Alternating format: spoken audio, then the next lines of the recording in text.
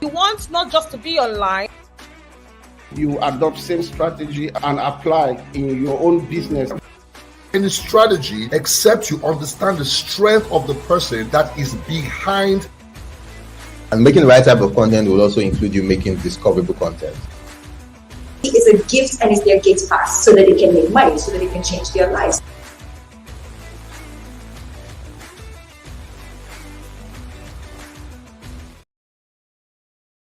"99 Problems. Hosting courses shouldn't be one." On Seller, you can host up to 10 courses and get unlimited video storage. Visit our website at seller.co/courses to get started today.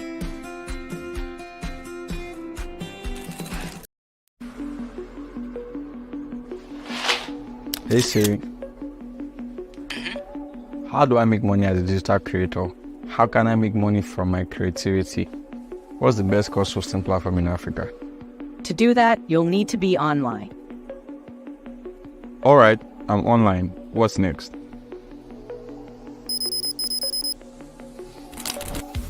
Everyone has a story to tell. The difference is in how we tell them. As a creator, you tell your stories with the content you create. Our job is to give you a platform to monetize your content. So the next time you think about digital products, think Seller. Get started for free on seller.co today.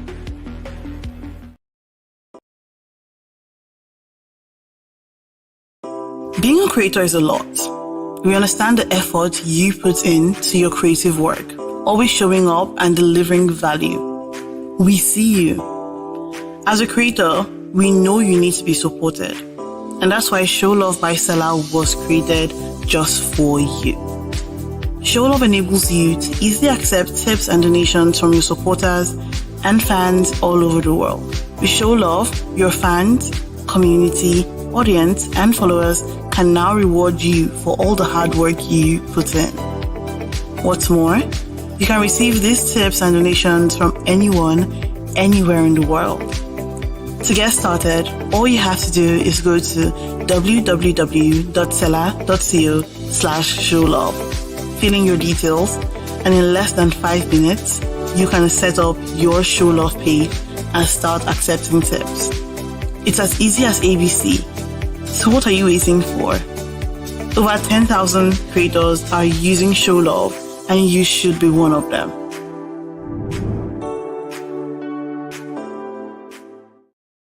Hosting your ebooks on Seller is very easy. Let's show you how. Step 1. Create a free Seller account. Step 2. Select ebooks. Step 3. Impose the necessary information. Step 4. Get your product link and start selling. Get started for free on seller.co today. Hey there, does earning at least 500k monthly sound like something you want? If yes, then Seller's Affiliate Network is right for you. Imagine this: sharing digital products you love and making money while doing it. Whether it's a course, an ebook, or other awesome digital goodies, we've got you covered. And the best part, you're in control. No complicated rules, just great products and those sweet commissions coming your way. Ready to boost your income this year? Join the Seller Affiliate Network and let's get started.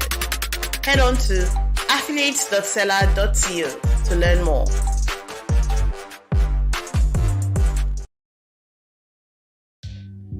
Hey creator, come here.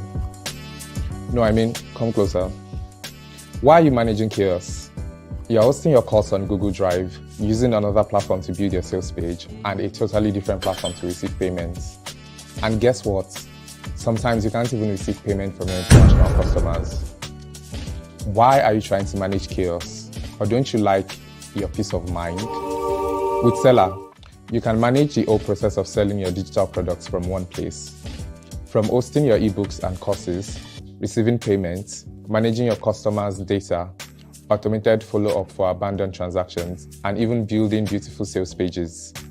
Don't you like your peace of mind? Life is hard enough. Allow us to take care of a few things, you know. Stop managing chaos and start using Seller today.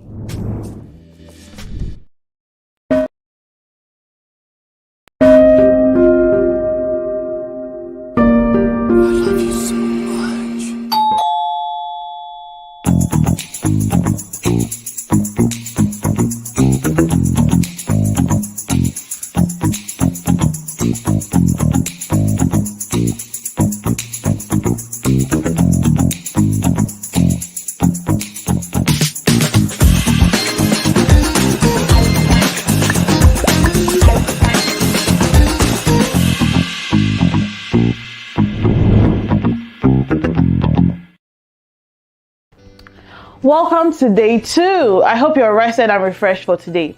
Today we'll be having a bunch of sessions that are going to be amazing. So let's begin with the first session. Chude Jideonwo is the host and director of With Chude, a popular talk show and podcast featuring Africa's top celebrities and leaders. He's also the CEO of WithChude.com, a media tech platform focused on African documentaries and films, with his first film, Awaiting Trial, winning major awards. Jideonwo co-founded Red for Africa and Joy Inc., working on national elections and social movements across Africa. He has served on the boards of Microsoft for Africa and the Initiative for Equal Rights. In 2024, he became the first creative in residence at the London School of Economics. Today, Chude will be speaking on building a Pan-African media empire. So grab a note and a pen. Let's get into this session.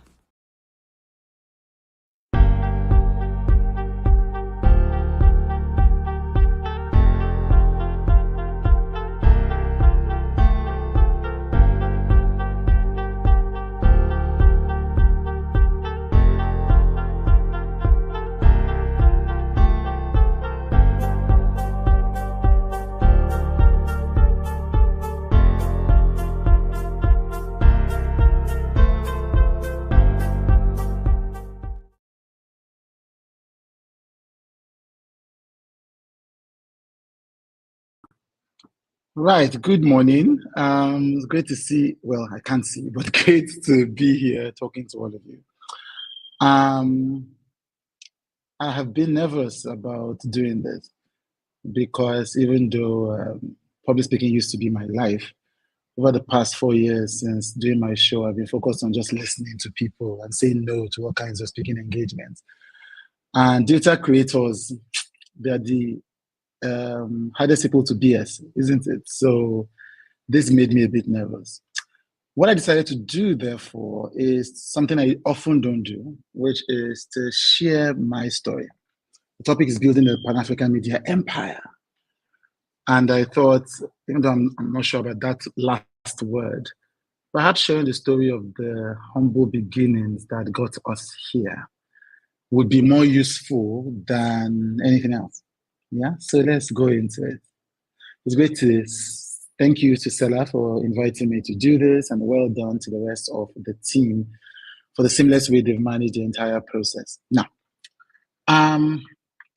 so I got into the media by accident. I was in secondary school in Ogun State. I had written a book, my first novella, and it had been published by one of the national publishers, but they didn't understand how to do publicity. Now, I was a couch potato. I wanted to be an accountant, but I spent a lot of time watching TV and reading newspapers. And so I knew all the top TV presenters in the country by name, not knew them personally. Knew the top columnists. And when my publisher didn't know how to publicize the book, when I came back from writing my SSCE exams, I decided to start going to TV and radio stations, one after the other, to meet my favorite TV hosts and my favorite newspaper editors and say, look, here's my book. Here's my book. Please, could you, I'd like to talk about my book on your show. Yeah. I didn't know that I was going to have a career in the media. I loved the media, but I didn't even know you could have a job before you had finished in university. Now, I was doing this while waiting to be admitted into the University of Lagos. That's when I was going to meet all these TV presenters. One of them was perhaps the biggest TV presenter in the country in that decade, Livia Dronoma of blessed memory. Many of you don't know him. And he invited me on his show, talked about my book. And in the middle of his presentation, he suddenly speaks to the camera. It was a live show, but an audience. So he speaks to the camera and says, I think we should give Chido, that's what he used to call me, a TV show. And then he said, okay, so what do you think, guys? What do you think, guys? So he looked at me and said, okay, Chido, you're now the presenter of the youth segment. That's how I began my career in the media. And I mean, to explain those times will require a textbook because it was a fundamentally different media space. There was, when I started my career in the media, which was in 2000, there was no digital element to it in the country, none at all. Yeah, I didn't even have an email, if I remember correctly. There were no popular websites. Social media was certainly not a thing. None of the TV shows had any digital elements to it. We could not even have conceived of what we now know as digital content space. More than that, I think by the time I started that career, there were just 5 TV stations in the country, certainly not more than 10. And altogether between TV and radio, certainly not up to 15 on a national level. So that's the media space that I entered into. So I got my first job doing that with Livia Jonoma. And then soon after, another person who had interviewed me, Fumi Yonda, she had the leading breakfast show at the time, and she's still my TV mother. She had invited me on her show, had spoken on the show, and a few months later, she asked me to come to a meeting with her. Cut a long story short, at that meeting, she offered me my first behind-the-scenes job as a researcher on the show. So that's how this career fully began in the media. Now, it was in watching Fumi. Fumi, I think, is one of the greatest TV hosts Nigeria has ever seen, till perhaps the greatest, in my opinion. And it was while watching Fumi do her thing on a daily breakfast show, in Tejo Show, Yaba, that I began to realize what I really wanted to be in the media. I saw her change lives. I saw her make impact. I saw her tell stories that inspired people. And then I realized I wanted to do the same thing. In my sense of what they call vision in the media became clear. And I also realized, I'm moving too fast. Anyway, so I was around, 19, when I met my co-founders of what is now Red for Africa. And I've been inspired by Fumi, and I was doing a number of things in media, and I met these 2 other young people who were very passionate about the same things I was passionate about. We were passionate about using the media to inspire young people, and passionate about using the media to inspire young people, not just in Nigeria, and ultimately in Africa. That became a very clear vision. And, at the time it was crazy. First, many media platforms were not thinking about Africa in the first place. We were barely even thinking about Nigeria. Youth as a market didn't even exist at the time. Nobody was dealing with youth segments, and nobody knew who we were, what our names were. And we wanted to build these media platforms that would inspire a generation of young people in Nigeria and in Africa. But we were very clear in that vision. So we set aside building a company that we called Red Strat at the time. Now, Red Strat's primary job was to create content. So the first project we launched was what is now known as the Future Awards Africa. But it wasn't the Future Awards Africa at the time, it was simply the Future Awards. And we wanted to celebrate young people who were doing amazing things across Nigeria. We used to say in interviews then that we started that business with 0 naira. And people think it's either metaphor or motivation, but it's neither. We literally did start with 0 naira. That's because we were barely earning enough to take care of our own needs, and we didn't know any models for the business we were building. And so we thought it was very likely to fail. Therefore, it was likely to fail. We didn't think it was fair to ask our parents or our friends, such as we had them, to donate or contribute or invest in this business. Kind of like, how Sarah started without any outside investment. But also at the time, there was no venture space. So if you believed in an idea, you had to find friends or family, but we didn't even do that. So what we did was, because I had worked in the media for a few years, we did what we know in the media as barter. So we would say, okay, if you supported the Future Awards with stage or lights or venue, then we give you advertising during the show, after the show. And then for the rest of it, we leaned on our friends. So I think our first edition, either the first or second edition, I mix up my dates these days. Had the Ike Osakiduwa as host, had the actor Dakore Akonde as host, and all these people. Daria Atalade, I think, was host one of those first 2 editions. Most people did it for free because we were trying to support our vision. That's how we launched our business. Literally, not metaphorically with 0 naira. Because we believed that the thing that we're doing deserved to be in the world and that we could make it happen. The first 4 years, Future was launched, I think, in 2006. And for the first 4 years, we had 0 sponsorship. It became popular, but people still didn't believe what we're doing didn't make sense to advertisers, to sponsors. They were used to supporting sports, supporting movies, supporting music. This youth thing didn't make sense to them. Yeah. It wasn't until then our fortunes began to rise slowly. 2010, I think, we got our first sponsorship after 4 years. And that was done 2006, 7, 8, 9 with our sponsorship. Yeah, so 2010, we got our first sponsorship. That was also the year when we had Dr. Ngozi Okonjo-Iweala, who is now DJ at the WTO. Then she was managing director at the World Bank, to give the keynote address. And then at that event, she shared data that was also when we got sponsorship on High TV, which was a cable news network at the same time. So it was a big year for us, First year that our business was becoming a business.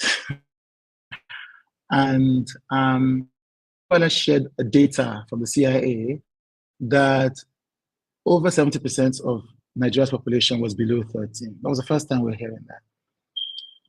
And that changed the way we're thinking about our work, about how the media could change society. Fast forward a few months later, and our president had gotten missing, the Nigerian president. Yes, that happened. And it was chaos across the country. And I thought, myself and my friends thought, how do we use the media to make our voice heard in this situation and to make some change happen? And I think at the time, Twitter had just been introduced into the global psyche. And so we held the national protest at the time, called the Enough is Enough Nigeria protest.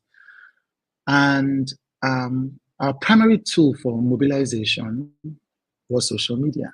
Yes, mostly Twitter.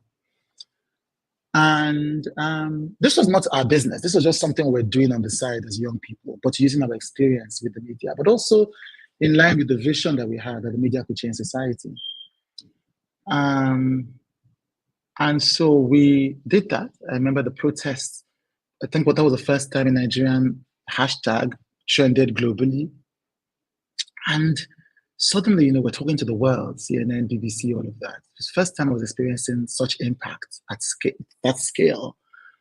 And I think just seeing all the things that happened that year inspired us to really think, you know what? I think this Africa vision that we've always had, we can execute it. This was 2010. In 2011,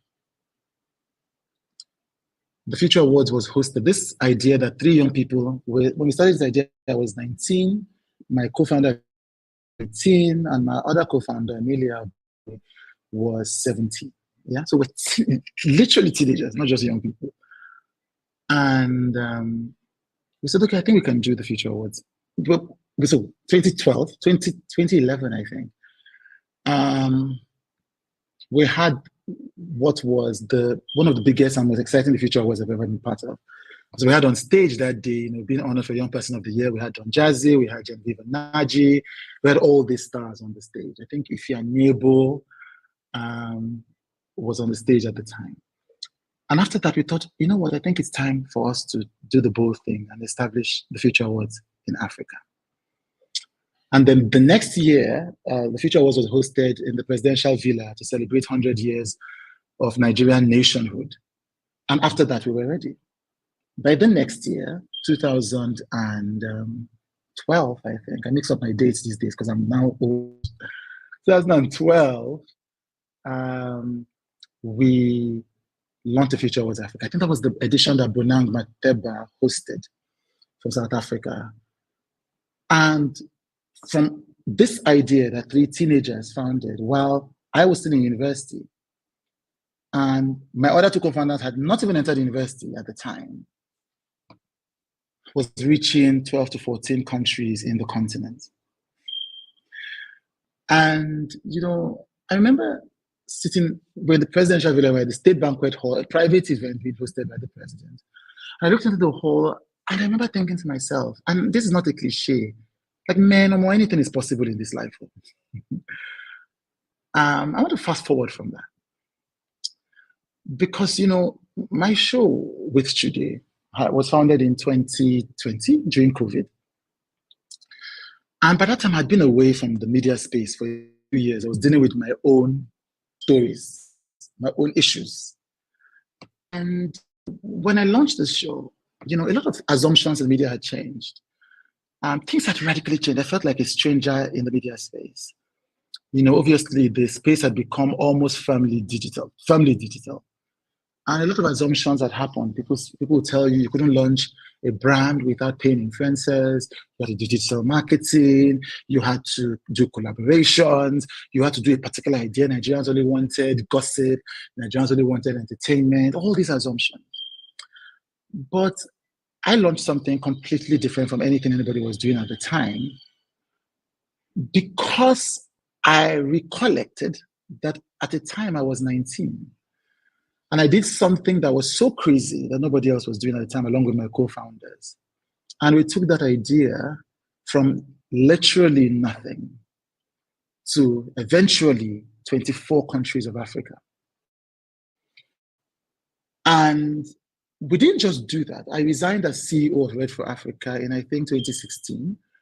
And we've had our first non-founder CEO. This would be, I think, our 3rd year of Ayodeji being the CEO of Red.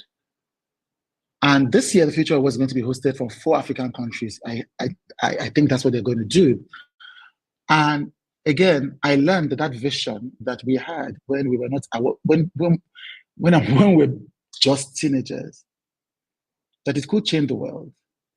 It could make us money and it could make impact. And so when I came into the media space and people were telling me all of these things, I knew not to take them seriously, because my own career in this media had taught me important lessons. And these were the lessons that it had taught me.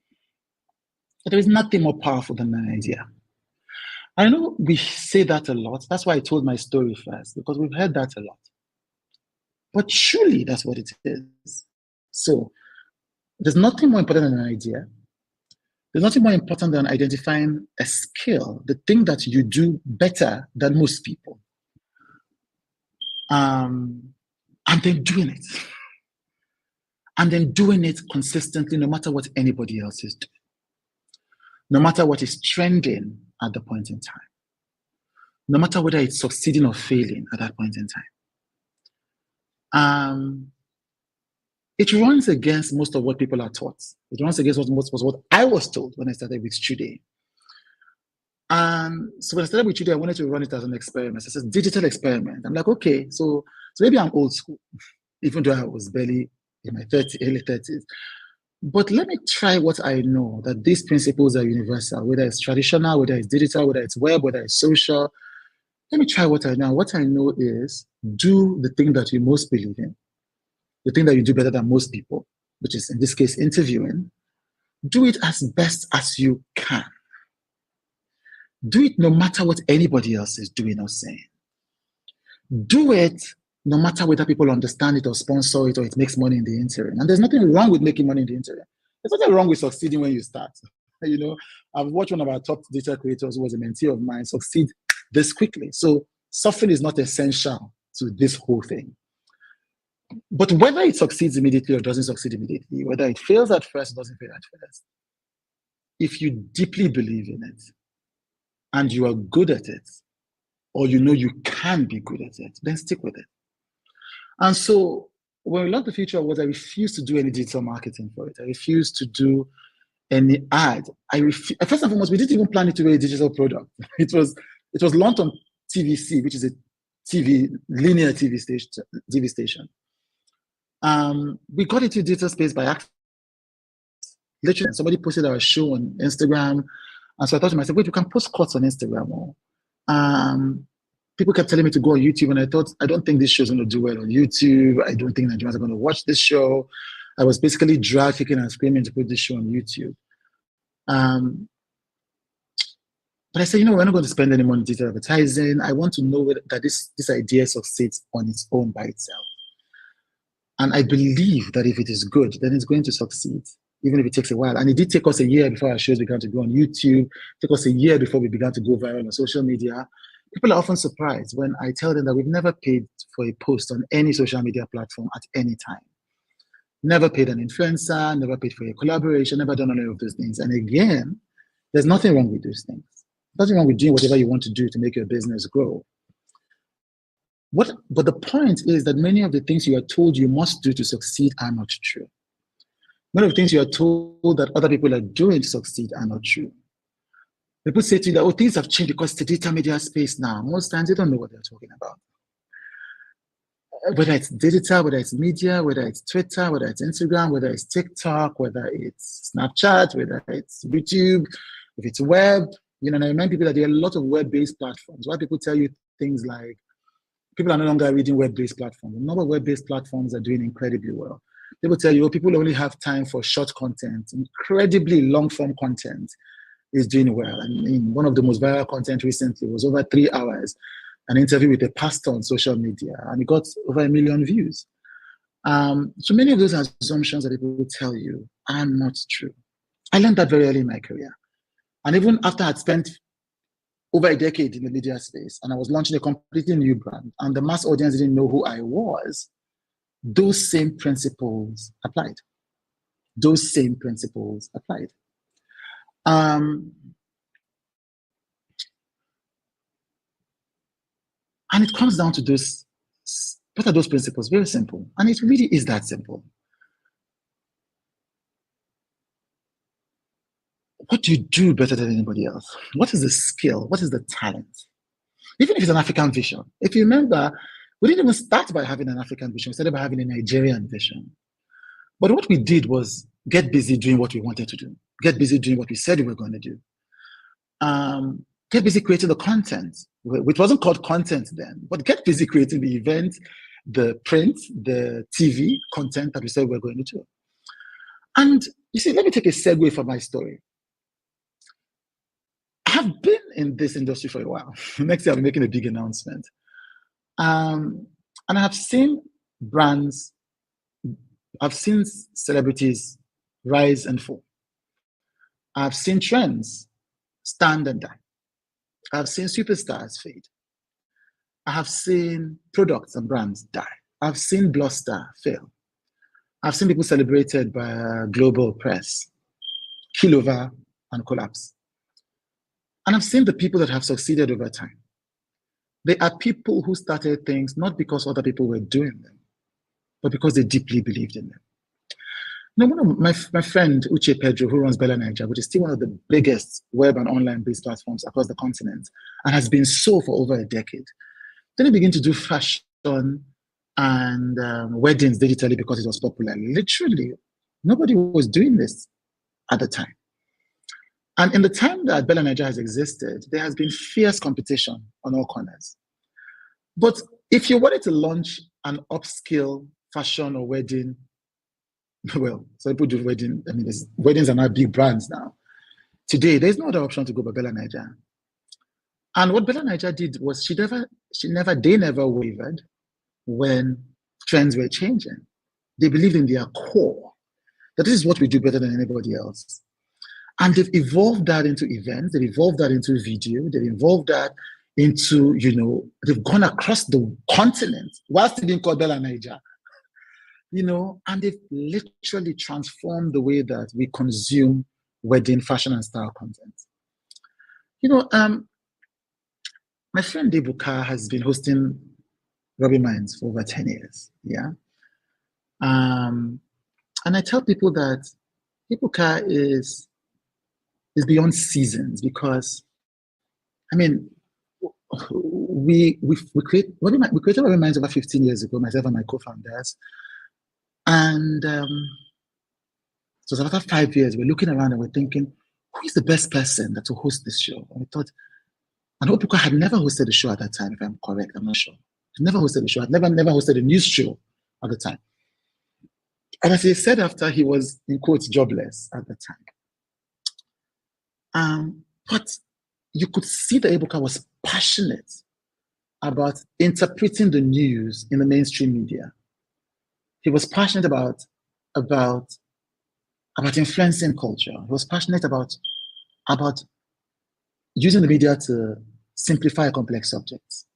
You know, he's still the one TV presenter known for, you can see him hosting a governor one day, and the next day you can see him, you know, gossiping on Big Brother. And no matter what has happened in his life, no matter if he's hosting, you know, he's interviewing Bill Gates, or he's hosting Big Brother, or he's doing whatever show he's doing, wherever he is in the world, he returns to host Robin Minds because he's deeply, truly passionate about that. He's not doing it because it's trendy, he's not doing it, you know. And so a person like that, a brand like that, will survive across ages. There's so many examples of that. You know, recently, Mr. Macaroni called Don Jazzy perhaps the biggest influencer on the continent. And it didn't happen. Don Jazzy would always be relevant in any age because the passion didn't come because it was trending today. It's the same thing. How do I create things, whether it's music, whether it's content, whether it's that just makes people happy. Now, if you have fidelity to that, no matter what the platform is, because trends will change. You know, it looks like Instagram, TikTok, YouTube are the all in all. But if you've lived long enough, you know that things that are hot today may not be hot in 5 years, in 10 years. But if you have a thing you deeply believe in and you do better than anybody else, no matter what is hot or not in the moment, you will find a path to success. You will find a path to growth, and you will find a path to remain relevant. It really is that simple, but it's not easy. It's not easy to stick with what you do best when people are trying other things. It's not easy to stick with what you know you should do when other people are trying other new things, you know. So people will tell you, try comedy, try tech, try do giveaway, do this, break a world record. People will tell you to try everything. And the velocity of the distractions these days is so much. I feel so much compassion for a young person who is coming out at this day and age. There's so much temptation not to stick with one thing, or not to stick with a few things. So much temptation to keep changing things. So much. But the principles have not changed. YouTube, you know, one of the people I love listening to is Jeff Bezos, and he says, do not focus, if you want to build success, don't focus on the things that change. Focus on the things that don't change. No matter the platform, he says, delighting customers will never change. You know, giving people the cheapest options on any product will never go out of fashion, no matter what the platform is. No matter if it's AI, no matter if it's web-based, no matter if it's, you know, social media-based. So you have to ask yourself, what's the thing I truly believe? What's the thing I really want to do? What's the thing I really do better than anybody else? And am I ready to commit to it, even in the interim, even if it's not making money in the interim? And again, there's nothing wrong with making money in the interim if you can. Even if the trends leave me for a bit, even if people don't understand what I'm trying to do, even if people think I'm crazy, even if the vision is so big, people think I'm mad, even if I'm the minority, even if it sounds, feels, looks strange to other people, is that what you want to do? And when you even look at the data in the world, if you really spend time observing what a lot of things that succeed, we realize that this is just common sense. Like on YouTube, any kind of content succeeds. People do 15-minute content, people do 3 hours content. I've seen a man talk to his car for 3 hours on YouTube. But if the content is so good, and the person does it with such deep conviction and excellence, I've seen the audience come. And that has made me unafraid to do crazy things, even till now. My history and the way that I built Red Media, Stagecraft has worked in national elections in over 7 African countries. Worked in Liberia, we worked in Sierra Leone, we worked in Ghana, we've worked in Senegal, just all over, Liberia. I've seen nobody was doing a dedicated governance communication company at the time. Nobody was doing an awards to speak to young people at the time. People have said that, and it is true. And it's not that we invented the genre, but we said the future was in 2020. The OGs of podcasting were already there. I said what I said and others. But in terms of, you can see the explosion after which Chude was launched. In terms of now people began to do interview formats from 2020. But I didn't do interviewing because it was cool or because there was any pathway to making money. There were no models on YouTube of, interview podcasts that were blowing up or going viral the way we eventually did. I did it because interviewing is my skill. And I wanted to do it. And I believed in what I was doing. And I was ready to do the work. And I was ready to stick with the work. It took us 1 year before we started seeing any growth on YouTube. It took us 1 year before we began to make any money. When we began to make money, it wasn't the way other people were making money. We didn't get any major brand sponsorships. I don't influence. We made money by setting up paid products, by putting our products on Apple Premium and putting our products on Vimeo. Seller wasn't yet here at the time, and eventually putting our products on Seller, and people began to pay for our products. Right now, last year, like I announced, we achieved our goals for the website. We launched our own streaming platform with Chude.com. Again, there's nobody doing any such thing. Like we would say, for a single person's content, to have a website where people come and pay for one person's content. Nobody else is doing that. But I don't care. It doesn't matter. Later somebody said, what you're building is a sovereign creator economy where you own all the assets, where you own all the data, where you own all the platforms. I didn't even know there was such a concept. I just did what seemed natural to me. Didn't pay attention to what anybody else was saying. In the digital space, the same thing I did when it was not the digital space. The same thing I'm doing in the digital space. So the principles are the same. And I've always had an African vision. I've always wanted to influence Africa. So even with this new mission, I said to myself, we are going African. But I said to myself, there's no need to rush. I said, when it's 2025, 2026, from 2021, we said, that's when we're going to go to Africa. And we had those plans. And we're doing that. And no matter what temptation came, I'd learned to say no. But other people are doing it. They will do it before you. Doesn't matter. First doesn't mean best. First doesn't even mean last. But this year, I went across Africa. First, I was in Kenya, I was in South Africa, and people were, this is with Chude, and we've only interviewed a few numbers of non-Nigerian celebrities on the show deliberately. And people were walking up to me in the street as I was doing the documentary, People were walking to me in the hotel at the airport to talk about which Chude, without a deliberate strategy to even go into Africa. Just by staying in my corner and doing the best that I can and just going at it and improving little by little, improving the production quality, improving the wardrobe choices, improving the editing quality, improving the promos quality, listening to my audience, So even though I'm not on social media personally, I make sure that I see what are my audience saying, what is their feedback, what do they like, what do they like, because I'm serving that market. Not paying attention to what other people are doing as much as I can, just doing my thing.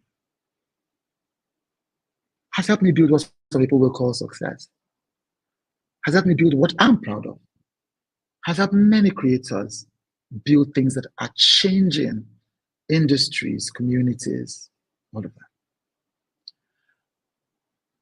By just following age-old principles of doing what I'm great at, what we are great at, of believing deeply in what we are doing, believing deeply in it, not just wanting to trend, not just wanting to make money, even though making money, like I said, is a great thing, not just wanting to show people, just focused on what do we want to do? How do we want to show up in the world? What do we truly enjoy doing? Despite what other people are doing, despite what the trends are, despite anything. You see, one of the advantages of doing this, let me tell you, is I'm always joking with my partner that, do I say no to this economy?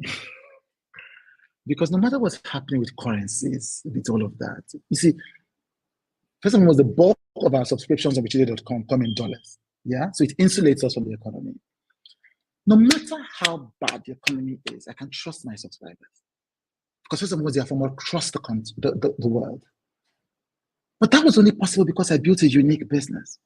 Again, only possible because I didn't look at what was trending in the Nigerian economy for doing that. I just thought, what will do best for what me, Chude, what will be in the Chude thing? What do we want to do?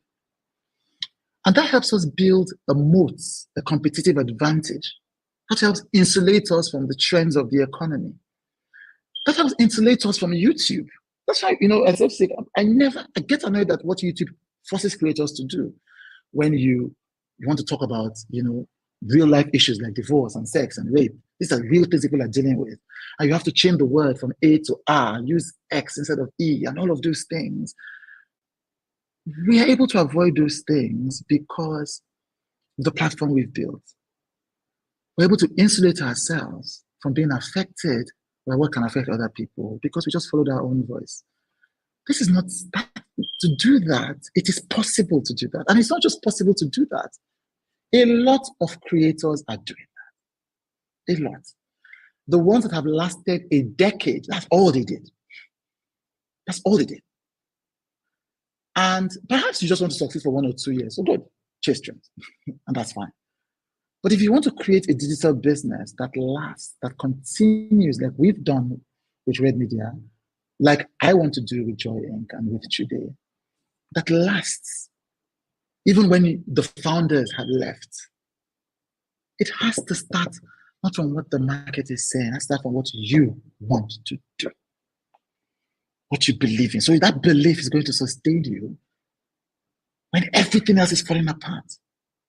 When everything else is falling apart, when there is no money, when there is no income, when there is no investment, when you stop getting comments on social media, when your YouTube numbers fall and surprise, when it shocks you, when things happen that you didn't expect, when the people who are loving your content temporarily move away, what will keep you going is that this thing I'm doing, I didn't do it because of them.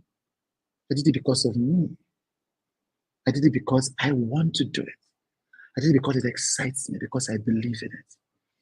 I did it because this comes from my core. And I have the discipline, the courage, the sense, the character to keep doing this. If you can find that, if you can stay with that, if you can innovate and improve from that place, whether your vision is Nigerian or African, whatever the platform is, TikTok today, Snapchat tomorrow, AI next tomorrow, you will find yourself very soon getting that dream, that vision, that success that you desire. And that's the message I thought I'd like to share to young creators who are trying to build a digital business that they can be proud of. Just something that occurred to me. I was interviewing somebody yesterday, Vector, the Viper, the rapper, 2 days ago. And I was saying, be careful so you don't mistakenly blow in what you are not proud of. It reminds me of what Tayo Aina is one of the greatest creators I think this space has seen in this generation. He said, be careful when you are trying to blow as a YouTuber. Because, and he's inspired me greatly, Tayo, because you don't want to do something that thing now blows, and that's not the thing you want to do. Because you're not going to enjoy the journey. You're not going to enjoy the journey. Be careful to do things and stick with things so that when they succeed, you'll be proud of yourself. You'll enjoy the journey and be able to sustain that journey through the most difficult times. Thank you so much for listening to me. I like to keep to time, and I'm going to hand over to the seller team if people have any questions.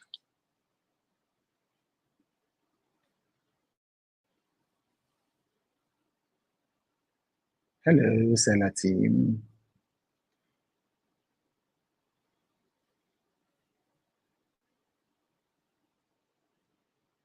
When you have the urge to change an environment and the temptation's not too strong, but changing is best, how do you navigate that? That's a very good question, Elizabeth. The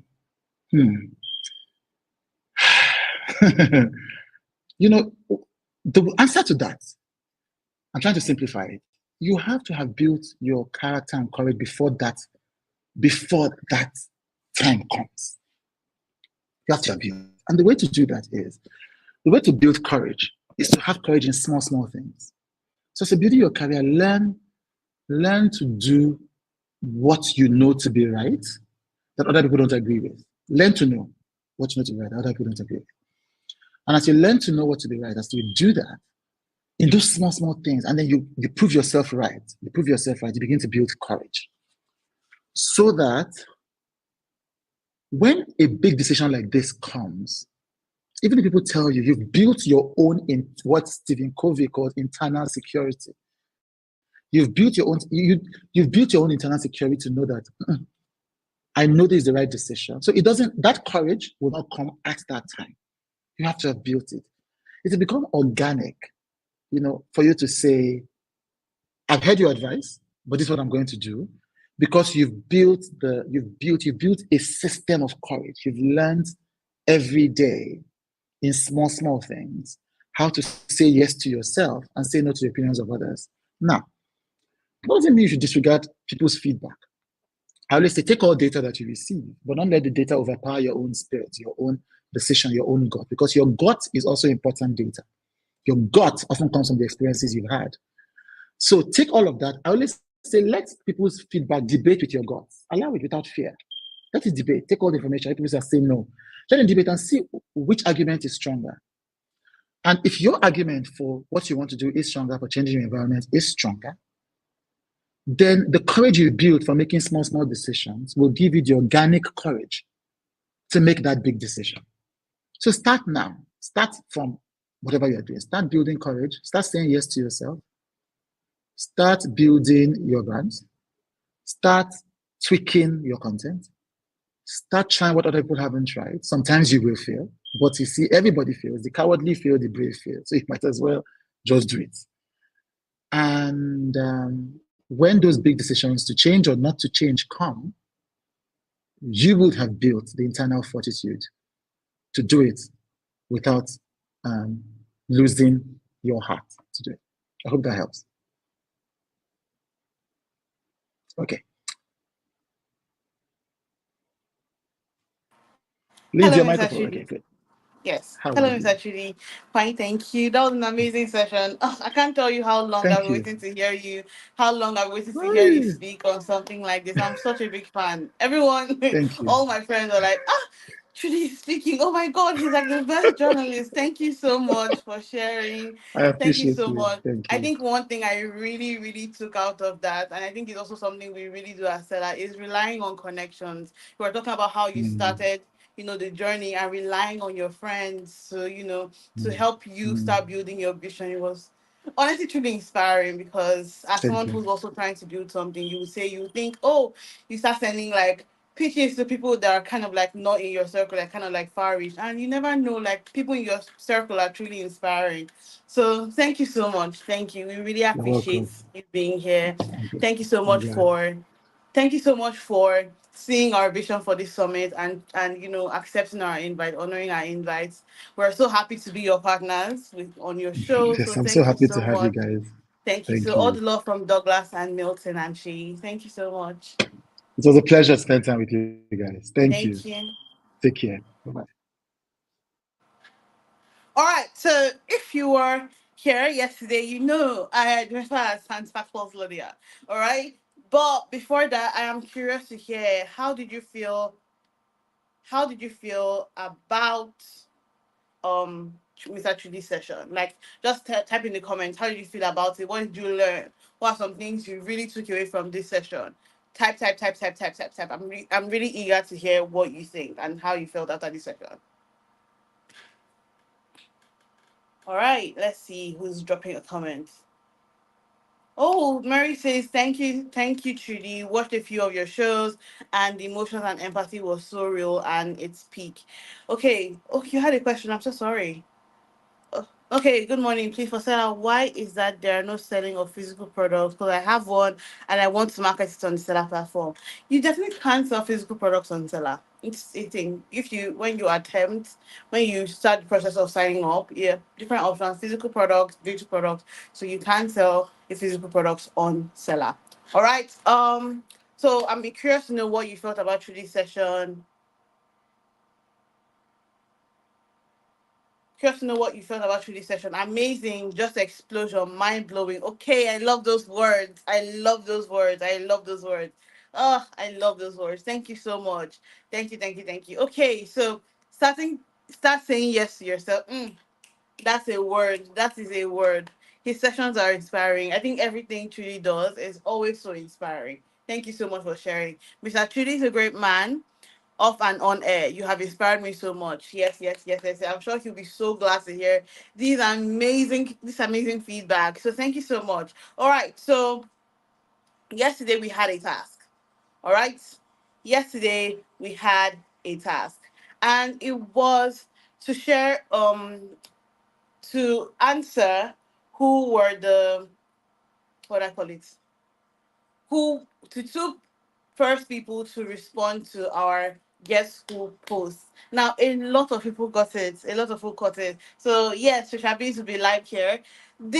On this day of the Digital Creator Summit, should be having an AMA session. So if you know anybody very interested in business, who is very interested in business, then definitely this is for you. So our guys at the back end will quickly be trying to pick out who the winners for this year is for not this year for this particular challenge or the Digital Creator Summit. So give us one sec.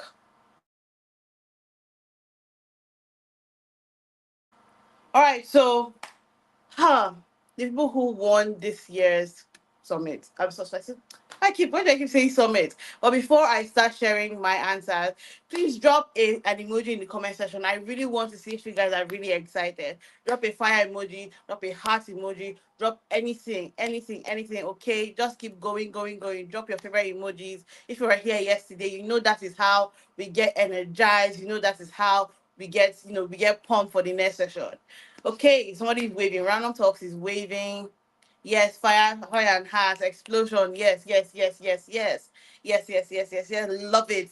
Oh, who is giving us a rose? Oh, Inamola, love it.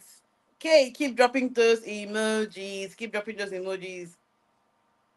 Keep dropping those emojis. Keep dropping those emojis. Keep dropping those emojis. All right, so all right. Okay, so I'm ready to announce my winners. I'm ready to announce my winners. I'm ready to announce my winners. So for Instagram, the two people who got it first, who tagged her name and also, read out her name, are the people who got it first. We have I am Skon, I am Sokan. If this is your ID handle, just send us a message. I am Sokan and Tad Royale 15. So I am Sokan and tag Royal 15 and Jad Royal 15. I am Sokan and Jad Royal 15. All right, these are the people who got the answer. Who got the answer? For Twitter, okay, for Twitter, the two people who got the answer are, we have Genesis, Genesis Eguasa, Genesis Eguasa, and this is interesting because Uzo Prosper Chukuma called her entire government name, Trisha Olufemi Olumide. He'll also be getting the prize. So Uzo Prosper Chukuma and Genesis Egawasa. So I'm so sorry for like mispronouncing your name. Please forgive me. But yeah. Okay, so if this is your handle, please send us a text. Now we have so many sessions at this year's Creator Summit for day 2. Now, if you know anybody who is not here, this is the time to send them a DM because it's about to go up from here. Today we're having Joel Nanuka, we're having Hawa, we're having G on air, we're having so many other people, Jennifer Imion from Mavens, we're having Tomiwa Aledikomo from Tech Cabal, the CEO of Tech Cabal. We're having so many people. Please, please, please, if you know, and who is excited, like tell me who you are most excited to see at this Creator Summit. Like drop a comment. Who are you most excited to see? I know who I'm excited to see. I want to meet Hawa. I want to meet Hawa because I want Hawa to explain to me how she can do all of that to Baba and not flinch. Right? I please tell me who you are excited to see at this year's Creator Summit. Drop it in the comments. Who are you excited to see? Drop it in the comment, drop it in the comment, drop it in the comment.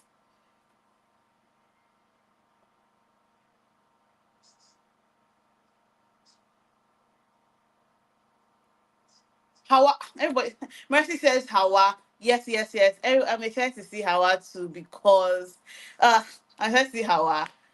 Aka, that's it. That is it. That is it. Honestly, I loved Aka, a man of God. Johnny and Hawa.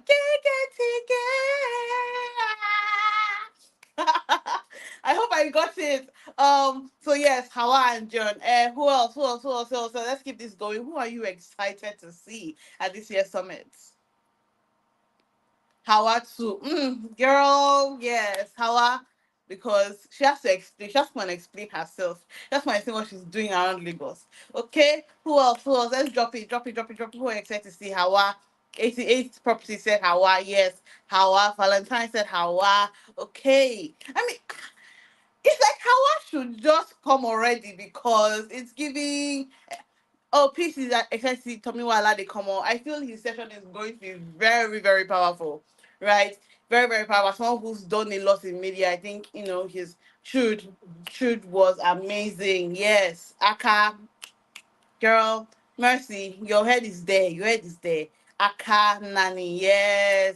I think all people should just come now because it's alright. Mike, even Sherry is excited.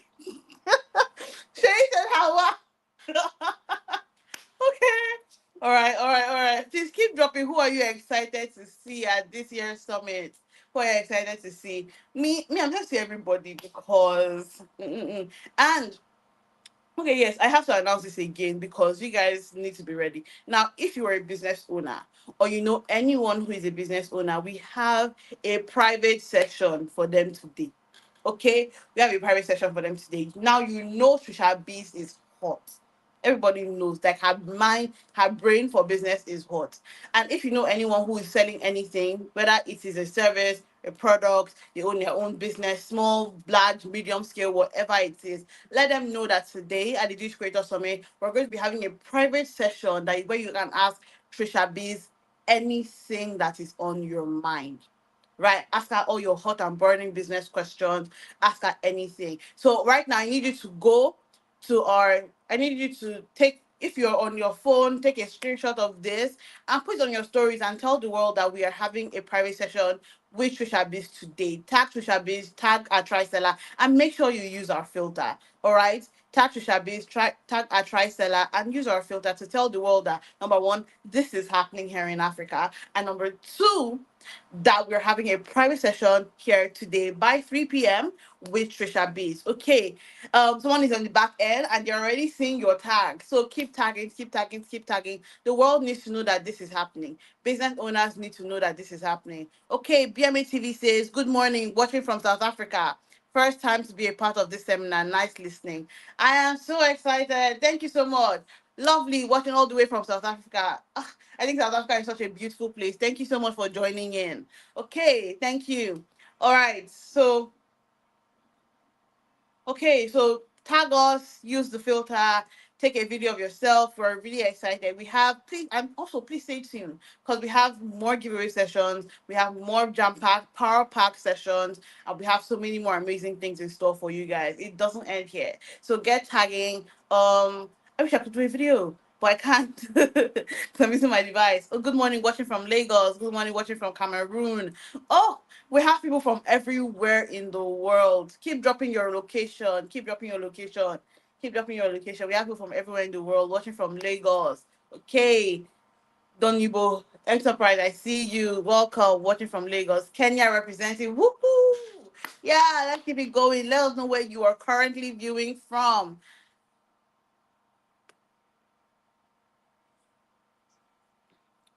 Let us know where you are currently viewing from. All right. Drop those comments. It's nice to see where you are currently viewing from. Oh, please, how do we get the filter? Okay, so once we go to our Instagram story, somebody will share the link to the filter on the story. We've already shared the link to the filter on the story, but you can also go to our page and the latest highlights, you will see the filter, tap on it, and the link to the filter is on the screen. Good morning, watching from Port Harcourt. Oh, Valentine, let me tell you, I'm a Port Harcourt girl, low educate. Let's not even start the party. Let's not even start the party. Watching from Port Harcourt. Watching from, okay, watching from Port Harcourt, watching from Kanu. Oh, thank you so much for joining.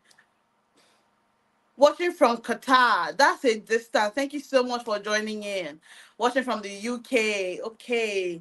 Lagos Extension, watching from RCCG. Okay. Watching from Qatar, yes.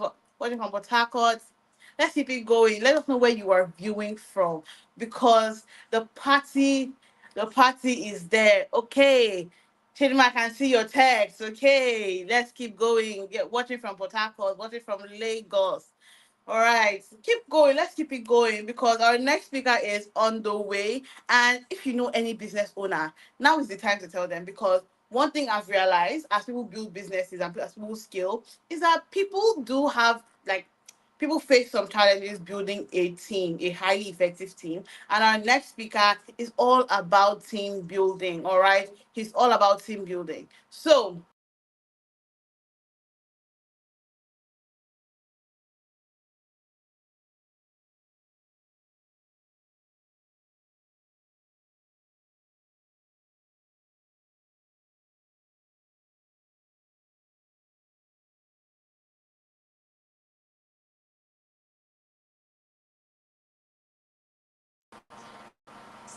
all right, it's all about team building. I'm so sorry. You know, let's not even talk about technology. Technology is trying to kick us out. All right, so we're still on here. We're still on here. We're still on here. We're still on here. Wherever you're viewing from, I would love to know. Ogun State, watching from Niger, watching from United Kingdom, watching from Ogun State. Lovely, lovely, lovely, lovely. Abuja, Lagos, Ogun State, Kaduna, Ifo, Kano. People are global. Oh my God, this is a global audience. This is a global audience, and I'm so excited to see it. Flow with Tolu Baker is watching from hey God, let me know. Is watching from Sunderland, United Kingdom. Okay, okay, okay. Love it, love it, love it, love it. I mean, you guys are a global audience. Watching from Lagos. Okay, Chico Solomon is watching from Lagos. Oh, you guys are a global audience. You're a global audience, and we love to see. Watching from Plateau State, lovely, love it. This is a global audience. This is a global audience. This is a global audience. This is a global audience. Okay. So again, if you know a business owner, if you know a business owner, this is where they should be at. Okay, this is where they should be at. This is where they should be at. All right. If you know a business owner, let them know that Trisha Biz is having a session by 3 p.m. today, and it's a private session. First come, first enter, and it can't take it. You have, if you come early, you get a space on the session, and if you don't come early, we're going to have to talk next time. Okay. If you are having Okay, so people are telling me on the back end that it's time for us to take a break, okay? But keep tagging, keep showing up. By the time the next session starts, we will let you know. And don't be late because there's a giveaway that's going to happen before the session even begins. All right, I'll be announcing what we're going to be giving away before the session even begins. All right, so make sure you come back. We will let you know when it's time to come back. But for now, see you later. Santa Lydia out. Bye, everybody.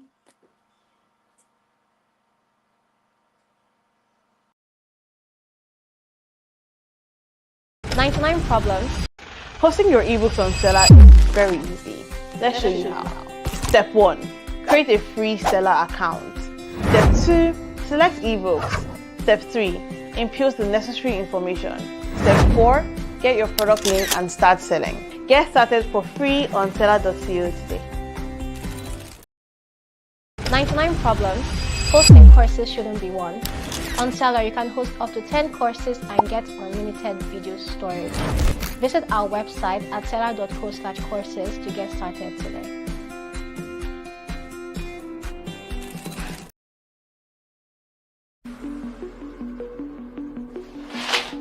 Hey Siri, how do I make money as a digital creator? How can I make money from my creativity?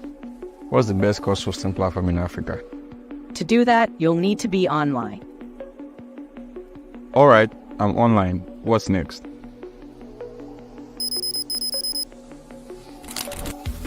Everyone has a story to tell. The difference is in how we tell them. As a creator, you tell your stories with the content you create. Our job is to give you a platform to monetize your content. So the next time you think about digital products, think Seller. Get started for free on seller.co today. Being a creator is a lot. We understand the effort you put into your creative work, always showing up and delivering value. We see you. As a creator, we know you need to be supported. And that's why Show Love by Seller was created just for you.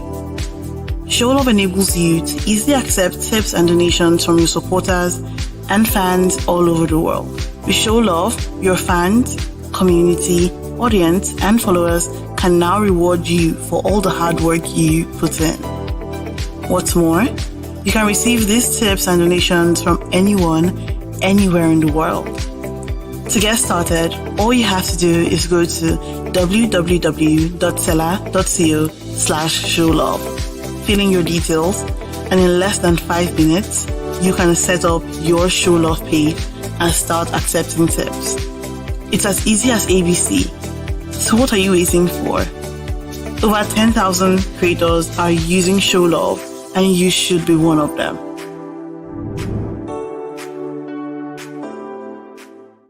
Hey there, does earning at least 500k monthly sound like something you want? If yes, then Seller's Affiliate Network is right for you. Imagine this, sharing digital products you love and making money while doing it. Whether it's a course, an ebook, or other awesome digital goodies, we've got you covered. And the best part, you're in control. No complicated rules, just great products and those sweet commissions coming your way. Ready to boost your income this year? Join the Seller Affiliate Network and let's get started. Head on to affiliates.seller.co to learn more.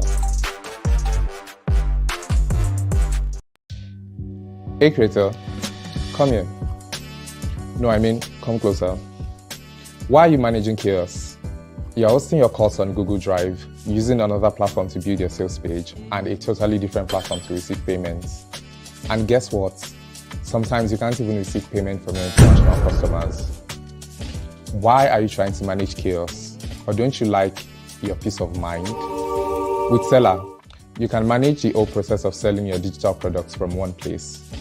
From hosting your ebooks and courses, receiving payments, managing your customers' data, automated follow-up for abandoned transactions, and even building beautiful sales pages. Don't you like your peace of mind? Life is hard enough. Allow us to take care of a few things, Stop managing chaos and start using Seller today.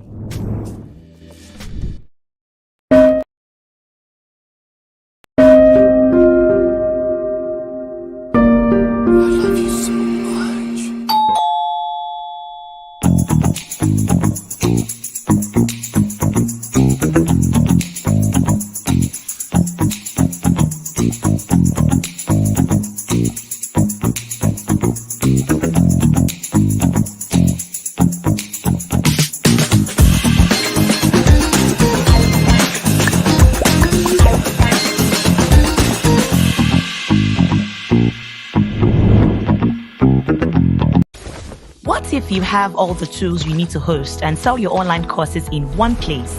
No need to build expensive website or get external plugins and software anymore. Imagine everything you need in one place. Don't you want that right now?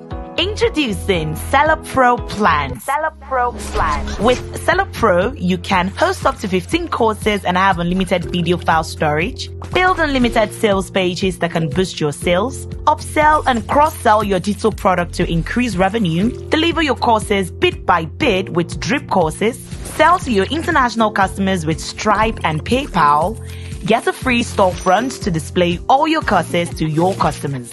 Quickly go to www.seller.co/pricing and pick a plan today.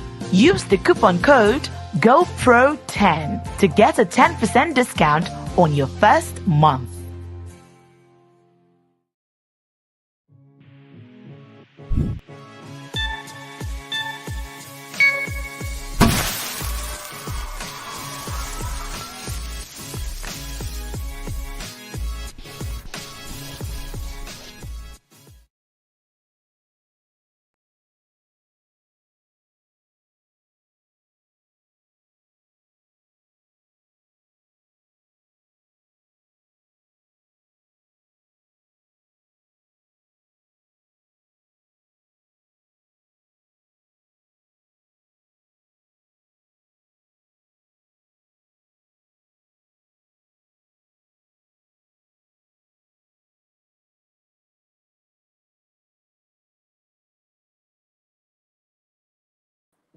Oh my God, I'm so sorry. Hi, sorry, I've been speaking and I've been muted. I'm so sorry. Okay, so I've been seeing your questions. How do we join the business session with how do we join the business session with Trisha Biz? And it's quite easy. Okay, it's quite easy. We will be sharing the information with you on here before the session begins. We'll also share it via mail and via all our social media platforms. So please. Oh, it's even on the screen. So you have bit.ly/Trishabiz Summit. So go and sign up on that link. bit.ly/Trishabiz Summit. Like he will say, directors, please can we have it on the screen if possible? Her business ask me anything session that is private. Let me say by 3 p.m. and you can check out this link bit.ly/Trisha Biz Summit. Okay, that's how you can easily join. You have to sign up and then join. Okay, so we are very excited for this because we have a speaker that's coming up. But then before he comes up, here is the task. Okay, here is the task. All right, the task is simple. All you have to do is listen throughout our next speaker session, and all you have to do is use the filter like we did yesterday to summarize everything he said during that session. All right, I just wanted to give you guys the update before the speaker comes up. All right, but the task again is use the filter and summarize everything the speaker has said, give points, and the person with the most accurate summary, the best summary, wins. Okay, for this there is only one winner, and that winner will be taking away 25,000 naira. So, and if a merch box, we have tons of merch to give out. So, listen in, be focused and let's do this. Okay, so but before I let our next speaker come in, I'm curious. I want to know how many of you currently use Seller. How many of you currently use Seller? Okay, just comment if you use Seller and tell us what you use it for. If you use it for to if you use it as a if you use it as a to sell a physical product, let me know. If you use it to sell digital product, let me know what digital product. If you're selling your tickets on Seller, let us know. Let us know. Okay. So drop your comments. What do you currently use Seller for? I'm very intrigued to hear what you use Seller for. Currently, I use Seller as an employee. As an employee, but let me know what you use Seller for. Okay. Okay, I have my books on sale, but I have not sold any. What should I do? Oh, this is such a great question. But I would love to give you all the answers on this call. I could talk forever about that topic. But as my boss said yesterday, once you sign up on, oh, you already have a page on Seller. We're going to be sending out the digital ultimate digital product manual again for everybody to see. But you can go and check out our social media right now. Check the link in our bio, and the ultimate digital product manual is still there. Now, this will give you a full, this will give you full description of what the ultimate digital product manual is, and you can also download it there. Yeah, so and let me know again, what do you sell that for? Drop your comments. I do to sell my ebooks on bread baking. Oh my god, I started breaking bread recently and I love it. I'll definitely be checking out your ebook, Testy's Shop Chops. I'll definitely be checking out your ebook. I use sellers to sell meal plans and also for ticketing. Lovely. How are you enjoying the ticketing feature? I'm really curious to hear that. Devon, I'm really curious to hear how you're enjoying that ticketing feature because it's our baby and we're so excited to have launched that this year. Okay, or relaunched her this year. All right, let me know what else you're selling. Let me know what else you're using Seller for.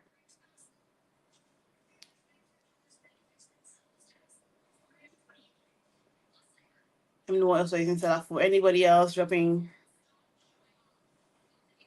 You're using Seller for. Director, can we, move on? Let me know what you're using Seller for.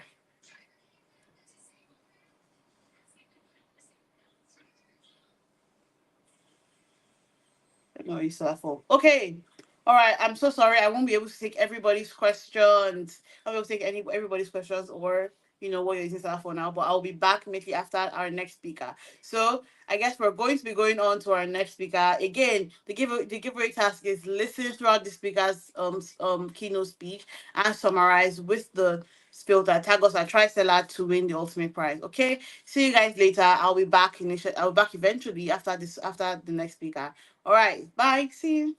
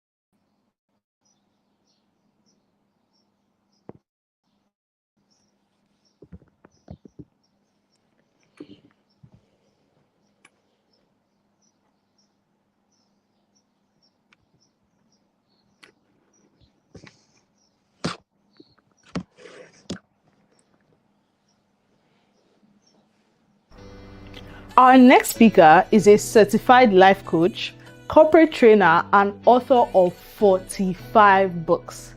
He holds masters in international cooperation and development, bachelor degree in business management, and postgraduate diploma in economic diplomacy from the Center for Foreign Relations. He is the CEO of Top Team Academy and Africa Success Academy, which both deal with training, consultancy, and business advisory services. Ladies and gentlemen, let's welcome Joel Nanauka, who will be speaking on building resilient teams, quality leadership in uncertain times.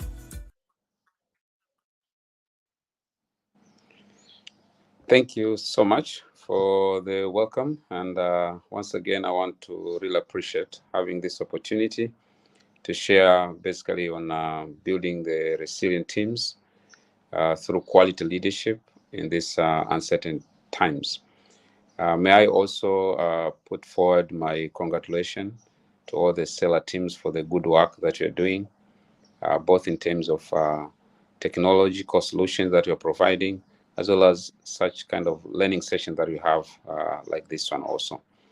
So, according to John Maxwell, everything rises and falls on leadership. But one thing that is very clear to every one of us, that there is not one person enough to become big and to do great things in life. It is what Isaac Newton said: if you want to go fast, you just go alone. But if you want to go far, go with some people. So as a leader of an enterprise, the quality of people you surround with, the set of skills they have, attitude they possess, emotional intelligence they have, and leadership capacity that are built with them, it determines how far you can go and how much you can achieve in this life. So before venturing into the deep part of the presentation, I would like to share what I read from one of the book, The Diary of the CEO by Bartlett. He said, in life we have 5 buckets, that each one of them has to be filled, and that's to be filled in order for you to be relevant in whatever thing you are doing. Number 1, you need to have the bucket of what you know, which refers to knowledge. So anyone who wants to be great in any kind of leadership, who wants to make changes, you want to make positive impact, any kind of transformation, you have to be knowledgeable on what you are doing, but specifically in the area of your field, because you cannot be a leader in the field that you are less knowledgeable. So the first cup that you have to fill is knowledge. And this is fairly specific. And we all understand that knowledge plays a great role. And from the simple research done by different people, suggested that you need to invest at least 10,000 of hours for you to become a master in your field. So what separates you first is the knowledge you possess, specifically in the field of your pursuit that you want to lead. But second is what you can do, which basically refers to the quality and type of skill that you need. So it's all about skill set. And then from a human resource understanding, we know that the competence framework for each profession, you need to possess at least 5 to 7 key skills in any profession for you to be outstanding. And then you have who you know to build in your life. The same that your network is network. Not for you how far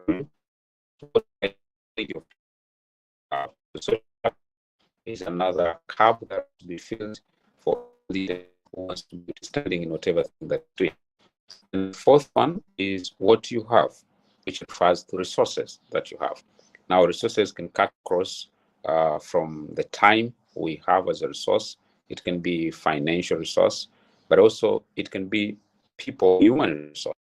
Like what we are doing this time to is managing the resources and building this times. And that's what they think of you, because which can in the higher level is how much people can give, can sacrifice for you. So as any leader, these are the 5 buckets that each one of us needs to be able to consider and give it a priority. So in building resilient teams through quality leadership in certain times, I think the first thing is to understand that we're living in the world of uncertainty. And it is commonly known as VUCA world. VUCA world it is a short form that refers to 4 key words that can define the kind of world that we're living in. So number one, our world right now is very volatile. That simply means it can change anytime.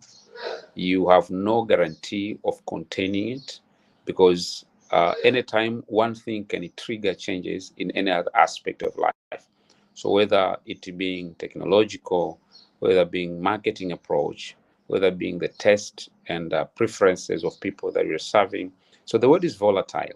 That means I need to be aware and to be awake to understand that I can sleep, go to bed tonight in a certain understanding of aspects of what I'm doing. But tomorrow when I wake up, the volatility of the word will not allow the word to remain the same. So it reflects also to a lot of things that we're doing. For example, the prices of, let's say, capital markets, they're very volatile. So in terms of share price, in terms of maybe bond price, in terms of mutual funds, if we talk of finance, but also when we talk to the buying prices of items that we buy always, raw material, even payment of people we work with. So VUCA word refers to a word is very volatile. So it also attracts the attention of every leader to understand that I'm living and leading in a volatile environment. But also, U stands for uncertainty. We can't tell what tomorrow holds. It's very uncertain. It's like one thing can trigger changes in everything that we are doing. So it's uncertainty in terms of economy. We have uncertainty in terms of maybe food prices, fuel prices, uncertainty in terms of, as I said, taste of people and preferences of people. What looks like it's a big thing in the market today, tomorrow can be a flop. So the world is uncertain. But also, there's a complexity of how the world is running.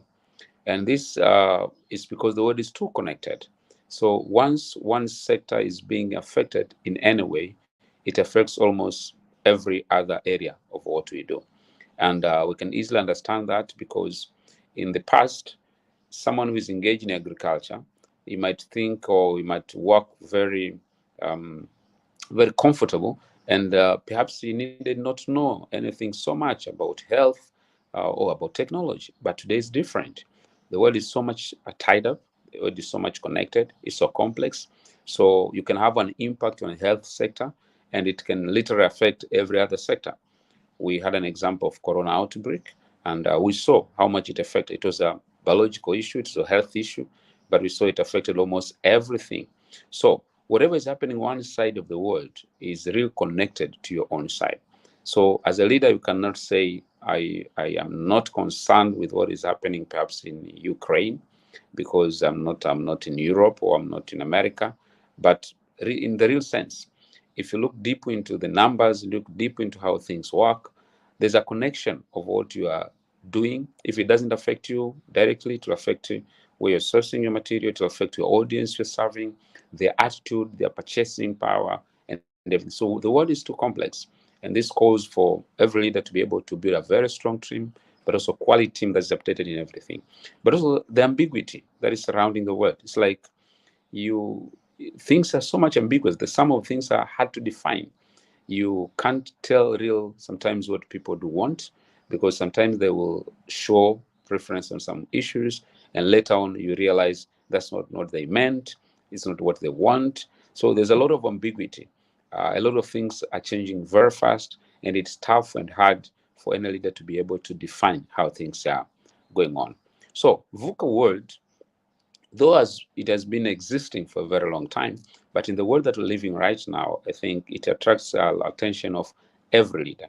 And most of the companies, most of the enterprise have lost their foot on the ground simply because they're not able either to adapt quickly to the changes, but also most importantly, to build able team members that are able to go with the wave of change that is happening.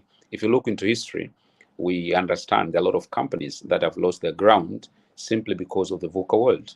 Some of them, in terms of technological aspects, look at Nokia, which in the past had a large percentage of shares in the market, but literally now it's not a competitor that is a big threat to most of the mobile companies.